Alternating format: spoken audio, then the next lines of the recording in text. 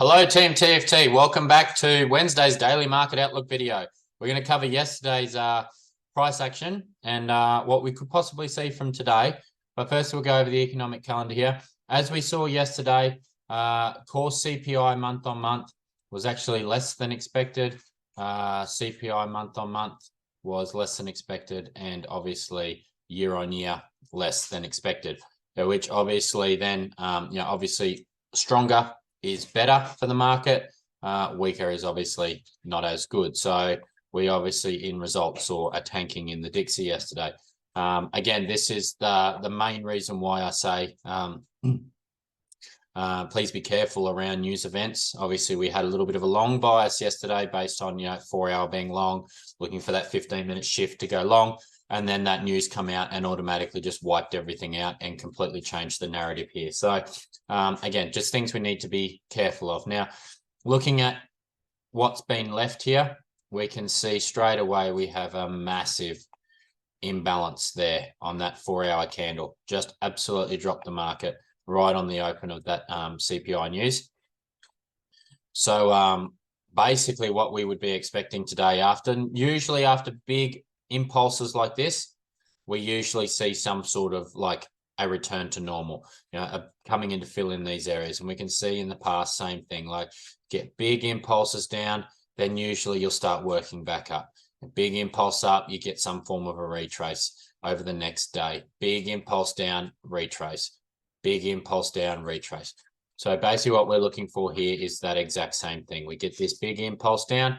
Now we start to see a little bit of a retrace coming out of here. What we need to understand, though, is having a look down here on the 15-minute. Are we expecting that this is going to be our current low, or are we expecting that we are going to set another minor low before going back up into those areas? Again, looking at this price chart here, we can even narrow this 15-minute imbalance down to this area and just a little bit in this area here as well. So basically, my bias today is that we will see that return to normal. A little bit of possibly a long day today on Dixie. So again, looking for a break and a retest internal, or we see that sweep low, possibly taking liquidity low here, and then heading up from there for today. Euro USD, basically exactly the same thing. We see this big 15-minute imbalance that's been left in the market here from when that price action came out. So basically big impulse up. We've started to consolidate now. As for the Asian session, what I'm expecting is either a break and heading lower, or we see a break and head lower from there. Basically, they're the two outcomes I'm sort of expecting for today. And GU, exactly the same thing. We can see here we had a bias yesterday that we were going to come out of there. We can see we were looking for a rejection from this area, which we got, and then we got again actually coming down and breaking. We can see here we actually got a secondary rejection from that area coming down and actually wicking down past that low, and then the news come in and completely change the narrative on us. So we're starting to see those bearish impulses coming in, and then the news just completely flip the narrative on us. So again, this is why if you are going to trade the markets, you need to manage your risks accordingly. But moving forward, we don't dwell on lost trades or missed analysis. We need to obviously shake ourselves off, and we move forward in these markets, and we focus on what happens in the next day.